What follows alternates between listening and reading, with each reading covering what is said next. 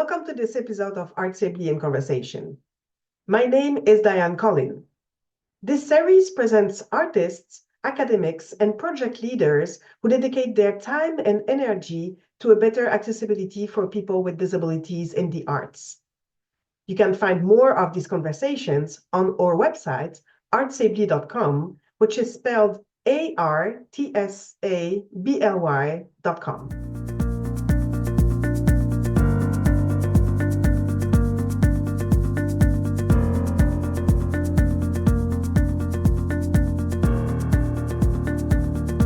Today, ArtsAbly is in conversation with Alexia McLean, a saxophonist, an educator, and a disability rights advocate from Houston, Texas. You can find the resources mentioned by Alexia McLean during this episode on ArtsAbly's website in the blog section.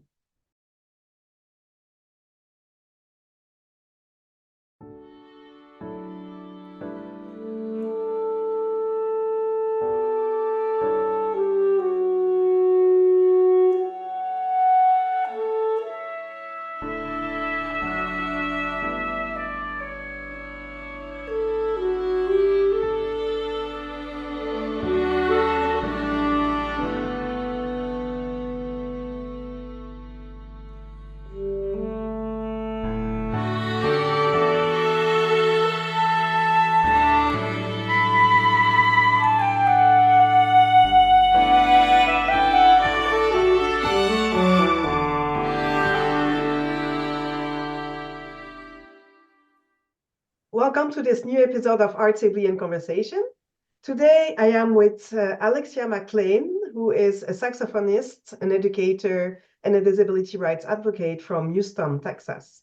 Welcome, Alexia. Thank you so much, Diane, for having me. I'm excited to be here. So as you've already indicated, my name is Alexia McLean. I'm a disabled musician, woodwind specialist, and a passionate arts educator, especially now with disability rights, accessibility. I use she, her pronouns. I'm joining you from my home office in Texas. And just a quick introduction about me. My background weaves together performance, education, arts administration all together. I taught students from across K through 12 and beyond, to be honest. College, community programs, serving in roles from private woodwind instructors to elementary music teachers to band clinician. Feels like I've done everything under the sun at this point. My career path has taken me from higher education music admissions to concert stages to classrooms across that K through 12 spectrum. And I bring all those experiences to how I advocate for inclusion, creative agency, and equity in the arts. I think that's really important. I think that'll also be a good segue into what I'm doing right now, artistically and professionally. So right now, I'm wrapping up my year as an elementary music teacher in Houston, Texas, where I have worked with students from kindergarten all the way through fifth grade. I teach a different grade every class, and woof, that was a learning curve at first, that's for sure. I have done quite a few performances with them so far, and it's been such a gratifying experience. I did a holiday concert with my third through fifth graders this past December. I actually just did a community performance this past weekend with my fifth graders, where they got to play on a community stage in front of people they've never met before, which to us sounds like a norm, but to them was a new experience. And they got to play ukulele and they got to sing Stand By Me by Ben King, which also was a new song to them. So got to teach them the oldies but goodies.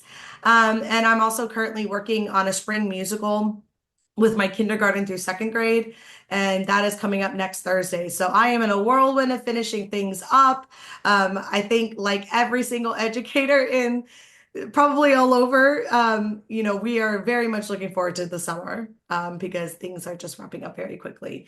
Outside the classroom, I currently serve as the Director of Mentorship for the North American Saxophone Alliance's Committee on Gender Equity. So in that role, I coordinate professional development, community building, one-on-one mentoring for emerging artists across the United States and in Canada. And artistically, I am continuing to perform and teach privately with a focus on woodwind instruction. I'm trying to lean more into collaborative creative projects to highlight accessibility and inclusion in music, but it's also just a really nice opportunity to play too. Well, that's a lot of things. Yeah, I know. It's just a lot of, it's like, let's talk about me in, under 90 seconds, right? Well, let's go back to the beginning. What made Yeah. you start saxophone? What made me start saxophone? Oh Yeah. my God. Well, that is a really fun story. So when I was in sixth grade, there was a surplus of extra sixth graders at my middle school that I was at. So I'm originally from Orlando, Florida. So I've lived in quite a few different places by now. While in Orlando, Florida, started sixth grade. Wasn't really sure what my interests were. I was involved in different things like cheerleading and stuff like that, but still trying to figure out who I was. Um, there was a lot of extra sixth graders at my school, so they developed a music appreciation class that the band director had to teach, and I was put into that class. I guess I don't really remember much about it, but this is what my band director tells me. We still talk. Um, he said I learned how to read music very quickly, like much quicker than he anticipated a sixth grader that, didn't demonstrate initial interest in music. I think I learned how to read music in like a month or something like that, and just was very interested. And we did a lot of listening, to different things and identifying what we were listening to. I eventually became his helper in class where I would help other students with like their theory homework. And at the end of the year, he went up to me and was like, "You're joining band next year." Like it wasn't even a negotiable conversation. It was like, "This is what you're doing next year, and you're gonna have a grand old time doing it." And I was nervous, but I said, "Okay, let's try something new." And when he asked me what instruments I was interested in, saxophone came to mind because my dad always really enjoyed listening to jazz.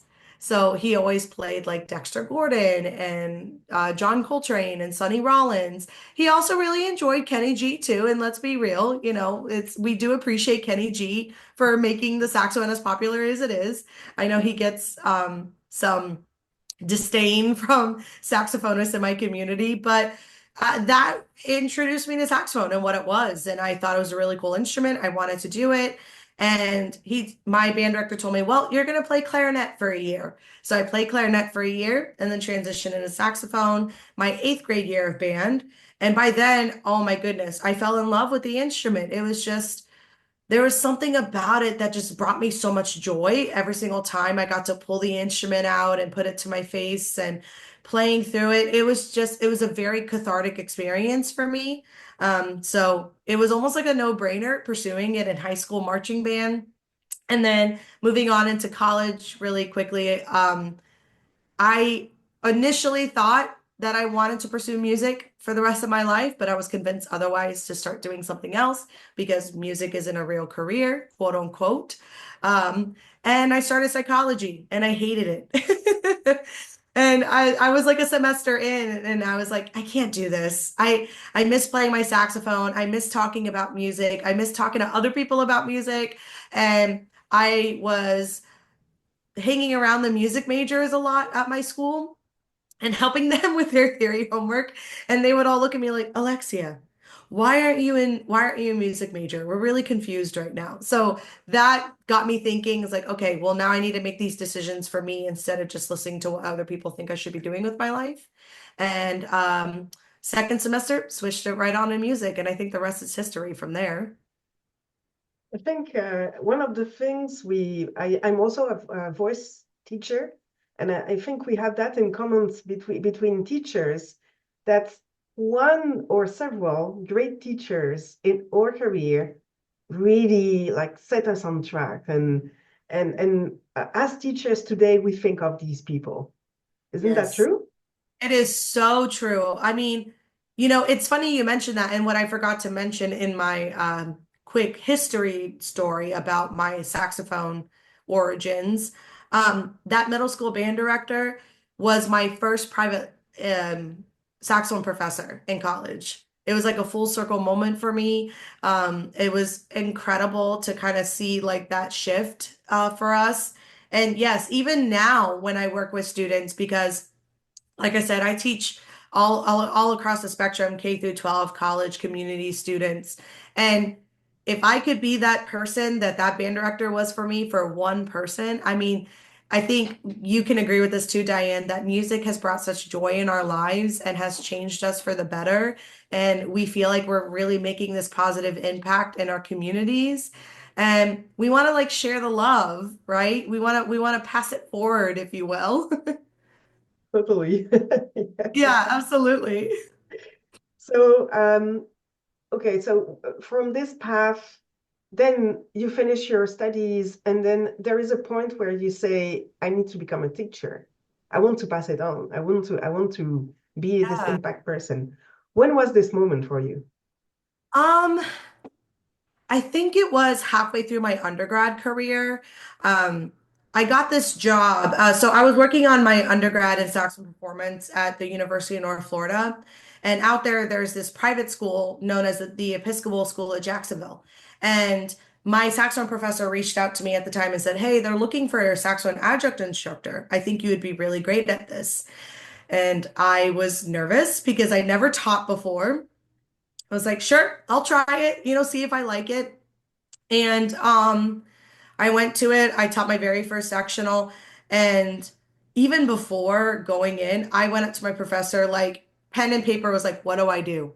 What do I do when they walk in? What do I do? How do I warm them up? How do I get them to play skit? Like I was like, I don't know what to do. They're giving me 45 minutes to work with these 20 students, and I have no idea what to do with them.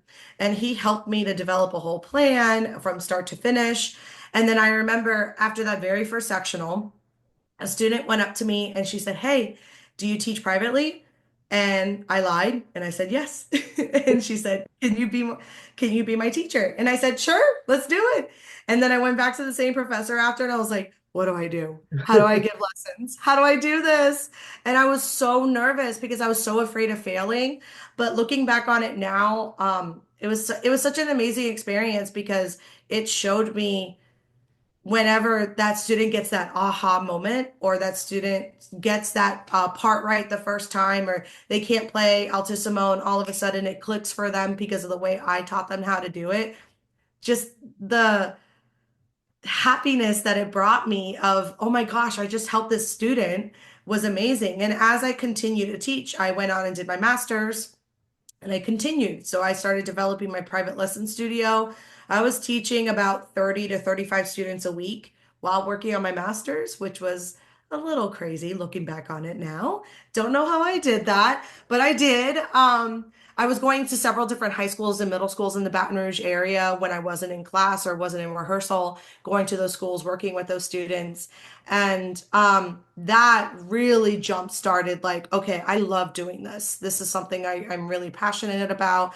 I love getting students excited about the saxophone. I love getting students feeling like they're getting from point A to point B. Um, Something I struggled with a lot when I was working on playing in high school, I couldn't afford lessons. My family couldn't afford the lessons as much as I wanted to, and I totally understand why, because there is a cost associated with doing that kind of thing. But I felt like I was falling so far behind all of my peers, and it made me feel very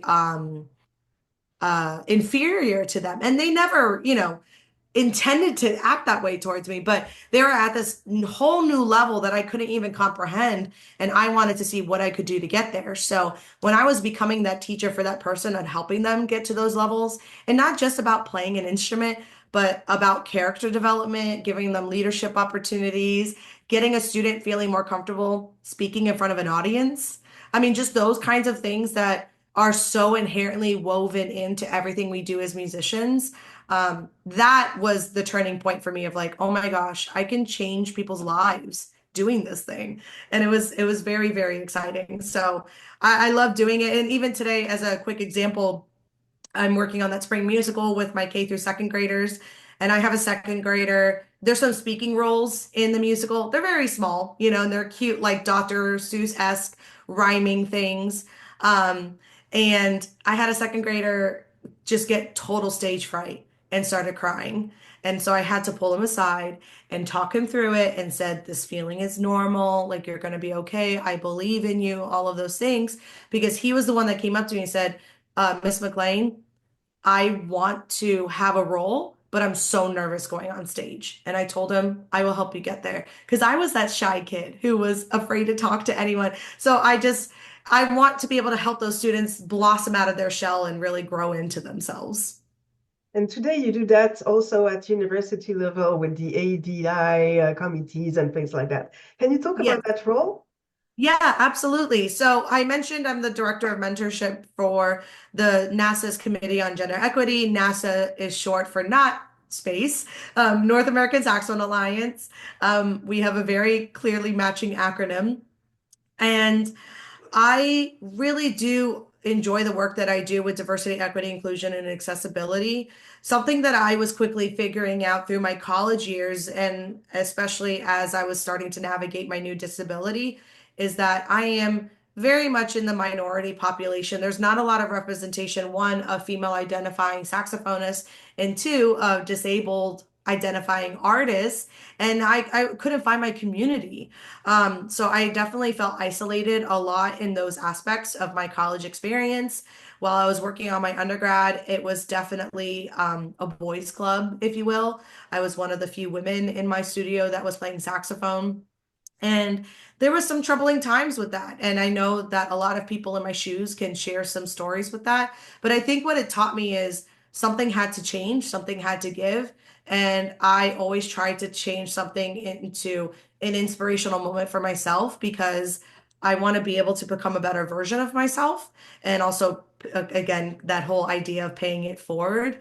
Um, so I started to involve my efforts into gender equity as kind of thing. So the North American Saxophone Alliance first started this committee. It was known as the Committee on the Status of Women, and they started it, I think 2016, 2017.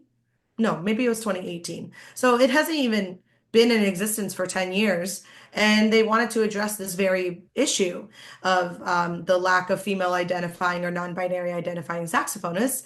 And what can we do to get there? And I fill out a volunteer form immediately. And I was like, I want to be a part of this. I don't know how, I don't know what skill sets I can provide you to help you reach your goal, but I want to be a part of this because I think I found my community. And I surely did. Meeting with these women and these non-binary saxophonists who are doing these amazing things all over North America was so inspiring, and I wanted to become a part of that. So when I shifted my role into actually becoming a committee member, which was this past year, I was very excited when I got the call to be offered to lead the mentorship program because everything the mentorship program is, everything that they stand for is just everything I believe in. Wanting to support those emerging artists, wanting to give the support that maybe they don't have in their immediate communities, whether it's within their immediate college circle or, kind of beyond that, and giving them a vehicle to be able to figure out what their strengths are, what their passions are, what do they want to do with the work that they're doing. Because I think we as musicians are quickly realizing that as much as we would love to all be paid full time to only do our performances, we just don't live in that kind of world anymore. There's definitely an influx of musicians that are amazing, but it's hard, right? And we also need the folks like ourselves to be able to advocate for those who maybe not be able to advocate for themselves. So doing that has gotten me thinking a lot about just the landscape of what music looks like for us, what musicians' career fields look like. So when I first got out of college, and I'm just kind of backtracking a little bit, but I did my first job at LSU as their school of music admissions recruiter. So basically, my job was to be the person talking to the parents and saying, yes, your child can do a degree in music. Like, this is a very much doable thing. And yes, there is a job market. It's not the starving musician stereotype is just, it's not an accurate representation of our job market. And I remember one mom specifically went up to me at a fair and she said something along the lines of, can you please convince my child to not do a degree in music? She needs to be a doctor. She needs to make money. And I was so shocked that she was so blunt about it. And I tried really hard to combat that and say, no, I don't think that's the case. I'm actually a professional musician myself. But the mom was having none of it. She was like, nope, what you're saying is not true and all of that. So it got me thinking about, well, why does this mom feel this way? We always make the joke about the starving musician, and we always joke about how we had to find like 32 gigs to be able to pay our rent, right? But why is that the case? Like, is it us? Is it the job market? Is it the general public? Is it a combination thereof? And I started to do some research on my part. The unemployment rates, and it's been a while since I've checked. This is pre-COVID. I would be interested to look at the data if it's changed since COVID has hit.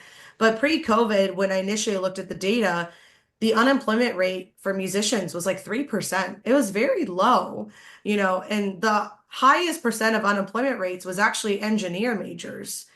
The major that everyone was being told to go and pursue was one of the highest unemployment rates. Now, underemployment, totally different story, right? The underemployment rate is quite high for musicians, which actually got me thinking too, well, why is that the case? Like, are we just not educating the general public enough about the kind of work we do and why it's important? So I think the combination of those two things really kind of dove me into the work that I do.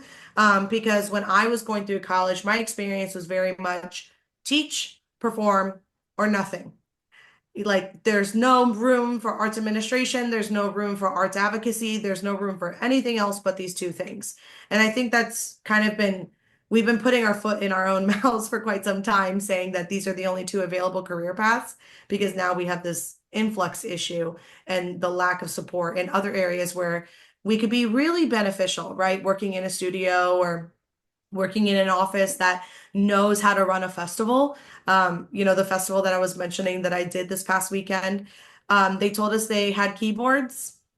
They were toy keyboards. They were not real ones, right? So just that kind of knowledge, like if there was a musician on site, a lot of that would have been fixed. So I think we need to give ourselves more credit than we are a lot of the time. For sure. And I, Yeah. I would like to go back to your performer career now. Yeah. So as a performer, you also did a lot of very interesting things. So can you talk about that a bit? Yeah, definitely. So as a performer, I found myself really drawn to music that had meaning, if you will. Not that pieces of music don't have meaning, but the pieces that, had a really big meaning was something I was drawn to. I was always drawn to what the story was behind something. And the first one that kind of exposed me to that was Jacob Derveldus, if I'm saying his last name correctly, also known as Jacob TV. He's well known for composing music with backing tracks, so like electronic music. And the first one that I was exposed to during my grad degree was Grab It by Jacob TV. And if you don't know anything about the piece, or anyone who's listening to the podcast doesn't know, I'll give like a quick snippet of what it's about. It's for tenor saxophone with boombox, and the boombox is playing recordings of Jacob TV's interviews with prisoners that are serving life sentences and talking to them about what their experience is like in prison, what do they value in their lives. And what a lot of these prisoners were saying a lot of the time is you got to grab life because you don't know when you're going to lose it. You don't know if tomorrow's going to come, all of these things. These things that sound so cliche to us, but to someone like, those individuals that got their freedom taken away, or they, couldn't have their freedom anymore for various reasons and have to think differently, right? They have to shift their perspective. Because at the very beginning, when you listen to this piece of music, you hear a lot of cursing and, the F-bomb is being dropped here and there. So a lot of people tend to give, oh goodness, I just lost the word. Like, they give less worth to the piece because of it when they initially listen to it, because it's like, oh, there's cursing in it. I don't like it. When in reality, it's just to kind of really represent the harshness of what these prisoners are trying to express. And it's a very cool piece of music. And I performed it at a NASA conference in, I think, Mississippi, like in 2019 or something like that. And that was like my first performance of something I felt really connected to, because I always find, that when you go through these life experiences, it gets you to think about life differently, which I think is definitely a huge proponent of how I feel when it comes to navigating the disability that I had to start navigating a couple of years ago. And so that was really kind of like the jumpstart for my love for electronic music. So I started diving into that a lot more, finding different performance opportunities there. And then fast forward to starting to work in my arts administration work, I stopped playing. And I totally kicked myself in the butt for that because I got busy with my full-time job and I was like, oh, it's okay. The saxophone's over there. I'll play it later. And then COVID hit, and we were all forced to be at home forever, or it feels like forever, right? And I was constantly working because I was working from home. And I think, like with a lot of other individuals across the world, were finding themselves quickly burned out. So, needed to find a better way to dive my energy into this. So, I started doing multi-track videos. And I know those are a lot of what people see when they look at my YouTube channels, like, whoa, this is kind of different. And the reason I started doing that is one, I wanted a creative outlet. And two, there's something so incredibly nostalgic and amazing about like video game music and TV show music that I used to watch when I was a kid or used to play when I was a kid. There's something about it that just brings me such joy. It's almost like the nostalgic feeling. I think it's called frisson, if I remember correctly, that you get whenever you're listening to something that reminds you of like a beloved childhood memory. And yeah, so I started doing that and it got some traction and people were really liking it. And I was also thinking about it from the lens of, well, there's so much content out there online now, good and bad. Why don't I put out some stuff out there of like a really cool way that a saxophone can sound? Because the saxophone is such a versatile instrument. So I started making more. People were loving it. Now, I haven't made them in quite some time because I've been moving a lot and also navigating new life events. But my plan is once we move into our forever home, which we're hoping will be in the next 6 to 8 months, that we can rebuild our studio and then I can start recording again. But I really enjoyed that. And also, what I love about those videos is it's out there forever now. It's official video, and it also taught me a lot about video editing and mixing and mastering my music. And oh my goodness, we do not give enough credit to those audio engineers and those video editors. That is not easy to do, especially when I was doing it by myself. And I was giving myself a deadline of like, okay, I'm going to post a video every week. That was, yeah. So it was like finding the song, arranging it to be a saxophone quartet, playing it, recording myself, being happy with my recordings, and then playing against myself, which is a lot harder than it sounds, because you're playing that one track and then you have to get them all to match up. And then mixing, mastering it, then videoing myself it, and then advertise. Like it's crazy. So now I understand why people have managers to handle all of those things.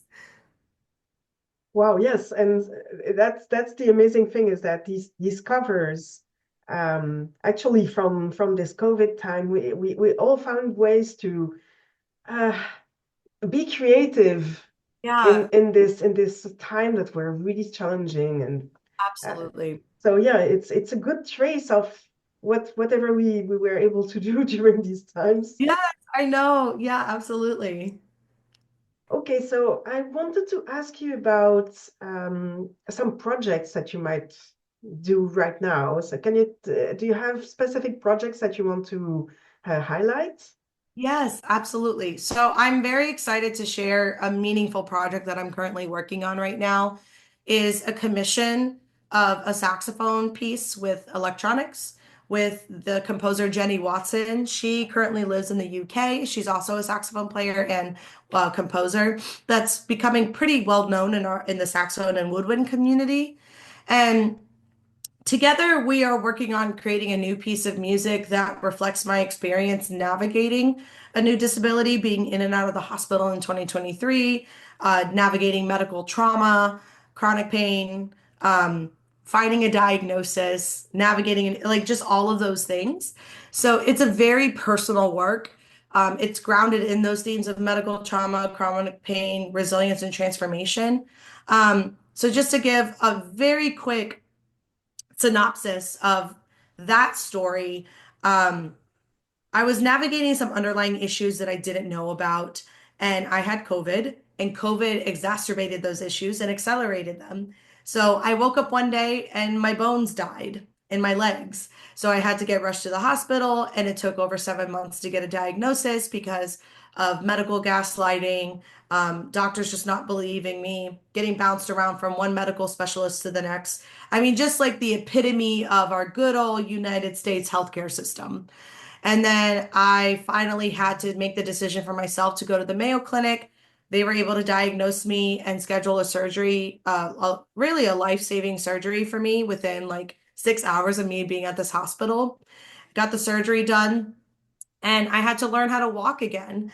It was a bilateral knee surgery.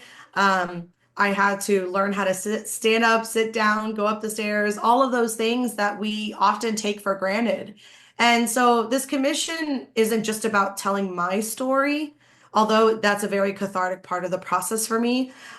It's also about opening a space for a dialogue on how our bodies shape our identities as artists, because we can't be an artist without being ourselves. And I think sometimes people lose sight of that. And I think that's why musicians also struggle with like personal identity, because we put so much of our identity into our artistry that we sometimes have a tough time like finding that good balance. And my hope is that it resonates with musicians and non-musicians and just listeners of all facets who don't often see themselves reflected in music shaped by health challenges or disabilities. So I'm really excited to premiere it and perform it in a way to both advocate and connect with different communities. We've even talked about trying to get it connected with a podcast that have nothing to do with music and everything to do with like medical trauma and things like that, just because what I navigated in 2023 was something I never thought I would navigate. And now that I have answers and that I'm moving towards a place of figuring out my new identity as myself as an artist and everything like that, um, I wish that I had a community that, or at least had others that I could identify with that could help me better navigate it, because I was treading such uncharted territory for a very long time.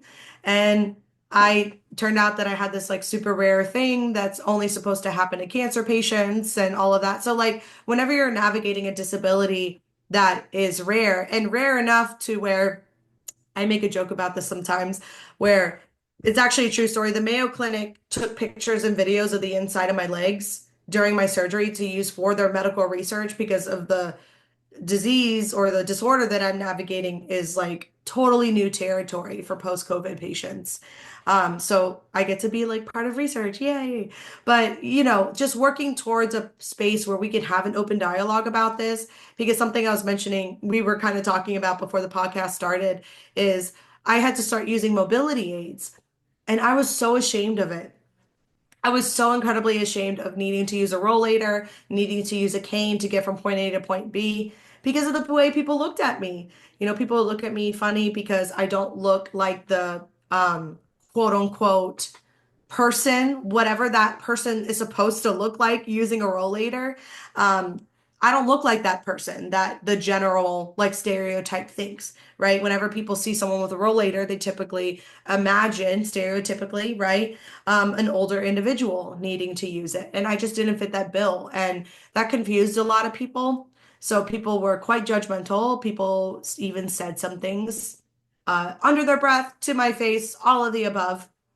And it made me very ashamed. So if you take a very close look at some past pictures of me, you'll see like canes and rollators hiding in the backgrounds of my pictures, because I was afraid to show people that this is something that helps me to live my life better. And, a lot of people tend to view mobility aids as a hindrance, like, oh, I'm so sorry you need that. And it's like, no, I'm so glad that I can use this, because now I can walk farther, or I can go and enjoy this thing. So, I think just opening up that dialogue and trying to start to move past a place where we can talk about the issues and challenges that ableism presents on society and presents on who we are as artists, because there's definitely not enough representation there. If my commission can do that, that would bring me so much joy. So when will that be performed? Oh, goodness. Hopefully looking at the end of 2025, early 2026. Okay, good. Yeah. So stay tuned. Speaking of community, we are both part of a community of professional musicians with disabilities, RAMPs. And so when did you discover RAMPs and what made you yeah, apply Yeah, and collaborate with this yeah. organization? I love Ramped. When did I find them? I think it was it was definitely after my surgery. So I think that's when I was like trying to seek a community. I started following a lot of disability advocates on Instagram because I just wanted to find a sense of comfort in whatever I was navigating, that I wasn't the only person dealing with it. But there was always that disconnect of like, well, all of these disability advocates, they are amazing. And they're very open in talking about whenever they have to deal with ableism and things like that, or just dealing with a new symptom or dealing with a new doctor. But what I kept falling short on was just the lack of, well, none of these disability advocates are artists. And I want to find that connection with someone. So I think I was Google searching disabled artists or something like that, and Ramped popped up on my thing.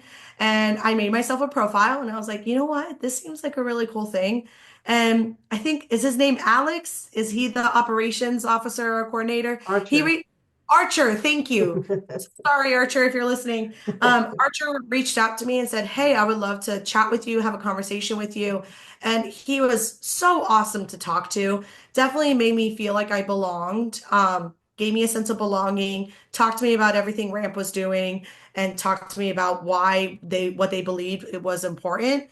And I found a sense of community. And ever since joining that, I got to meet you and some other composers that I started collaborating with. So there's this one composer that I started collaborating with. I believe they live somewhere in Europe, or maybe it was the UK if I remember correctly, and Yeah. just doing collaborations on that. So it's such a great way to meet new musicians and artists and just having something to connect over. Um, Again, finding your community is incredibly difficult at its best, and I don't think we are at its best when it comes to a disabled artist community. I mean, it was really difficult to try to find something, and then once I found Ramped, I was like, okay, I think I found a community that I could really relate to. So this is a good segue to my next question, which is about the representation of disability in disability culture and why it is important.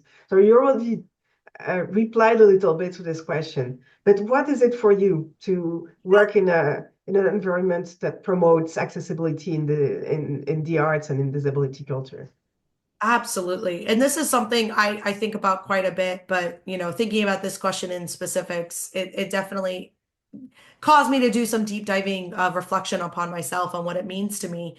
So with the arts, accessibility in the arts, I think is more about developing accessible, the blue handicap sign and ramps and closed captions and having an ASL interpreter. Like I think it means more than that. I think it's about creating systems, expectations, changing stereotypes and relationships that makes participation possible for everyone, from students to performers to administrators, regardless of ability. Disability culture, I think, is really, and it's funny because when I first started navigating this disability, again, I think a lot of the same emotions that people deal with is feeling shame and all of those kinds of things. But disability culture should really be about embracing your creativity, adaptability, and deep insight that comes from navigating the world differently. It definitely causes you to see the world a little differently. And it's also not about being forced to separate my identity either. I'm a disabled person, I'm an artist, I'm both. Like it's all within myself, right? So I think my lived experiences actually helps to level up my teaching ability, my performance ability, my leadership ability because I look at life through a different lens now. And when we build art spaces where disability is recognized as a valuable perspective, not a deficit, right? Because I think that's something that folks are still having a tough time navigating. We can open the door to such a much more creative and vibrant ecosystem. Something that ramped, which I'm sure you already know about, talking about literally creating that ramp at the Grammys so that way performers, regardless of ability of walking up and down the stairs, can go on the stage at the same capacity as everyone else. Things that you didn't even realize were needed until you needed to have that access. I think those kinds of things are what we need to conversate more about. Definitely. Yeah. Yeah. So Absolutely. I have a last question, which is about people who might have counted in your career or have showed you some paths that you are right now using. If you had to think of someone who motivated you or counted in you in this path of yours, who would it be and why? Oh goodness, there's so many people. Um, and I know this sounds a little cliche or cheesy, but I'm going to have to give a quick shout out to my husband, Sean McLean. He is a full-time percussionist. So he's a musician as well. So he understands the ins and outs of the music community and everything like that. And he has been with me every single step of the way, whether it was taking me to doctor's appointments or helping me to figure out how to better advocate for myself or helping me to figure out what career pathway is the right fit for me. I think, your significant other, your life partner knows you better than you know yourself sometimes. So I'm very grateful for his support, because a lot of what he and I have done together, I think is a testament to that and that support. Because when you navigate new challenges in your life, you need someone to have that immediate support towards. Um, Shifting on to a more specific artist, a disabled artist, I think I have to say or Lachi, excuse me. If you don't know her, she is the founder of Ramped. So Diane and I keep talking about Ramped, and Ramped is recording artists and music professionals with disabilities. She was the founder. And while I never really have spoken with her directly, the minute I discovered who she was, I felt instantly inspired and instantly like, oh my gosh, there is a space for us. There is a space for disabled artists to thrive, not just exist, but thrive. She is a powerhouse. Oh my goodness. She is a musician, disability advocate. Her visibility and leadership, I think, not only opened doors, but shifted the conversation around accessibility and representation in the music industry.